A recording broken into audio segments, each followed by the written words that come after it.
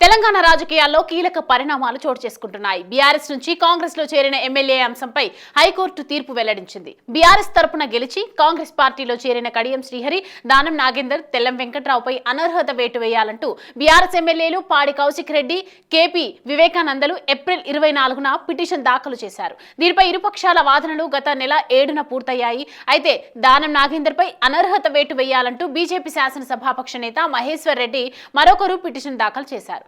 ఆయా వ్యాజ్యాలపై వాదనలు విన్న కోర్టు తీర్పును రిజర్వ్ చేసింది. పార్టీ ఫిరాయింపులకు పాల్పడిన చట్టసభ సభ్యులపై అనర్హత వేటు వేయాలనే పిటిషన్ను శాసనసభ స్పీకర్ విచారణ చేయకుండా కాలయాపన చేస్తుంటే ఆ వ్యవహారంపై న్యాయ సమీక్ష చేయొచ్చని బీఆర్ఎస్ ఎమ్మెల్యేల తరపున సుప్రీంకోర్టు సీనియర్ న్యాయవాది ఆర్యమ సుందరం వాదించారు. సుప్రీంకోర్టు తీర్పు ప్రకారం స్పీకర్కు ఫిర్యాదు అందిన 3 నెలల్లోగా తగిన నిర్ణయం తీసుకోవాల్సి ఉంటుందని పేర్కొన్నారు. మార్చిలో స్పీకర్కు ఫిర్యాదు చేస్తే ఫలితం లేకపోయిందని, 3 నెలల గరిష్ట గడువు ముగిసిందని, మరో 4 వారాలు స్పీకర్ సమయం తీసుకునేలా తగిన ఉత్తర్వులు జారీ చేయాలని కోరారు.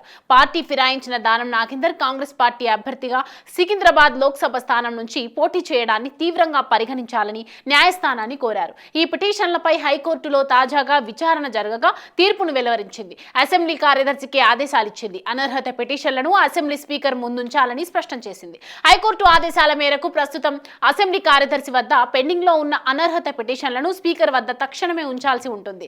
4 వారాల్లోగా విచారణకు సంబంధించి స్కెడ్యూల్ విడుదల చేయాలని, ఆ తేదీలను హైకోర్టుకు సమాచారం ఇవ్వాలని కోర్టు స్పష్టం చేసింది. తమ పిటిషన్ల పైన స్పీకర్ కాలయాపన చేస్తున్నారు అనేది పిటిషనర్ల ప్రధాన ఫిర్యాదు. ఇక ఇప్పుడు హైకోర్టు తాజా ఆదేశాలతో అసెంబ్లీ కార్యదర్శి వ్యవహరించాల్సి ఉంటుంది. దీంతో స్పీకర్ తుది నిర్ణయం కీలకం కానుంది. మరి స్పీకర్ ఎలాంటి నిర్ణయం తీసుకుంటారు అనేది ఉత్కంఠగా మారింది.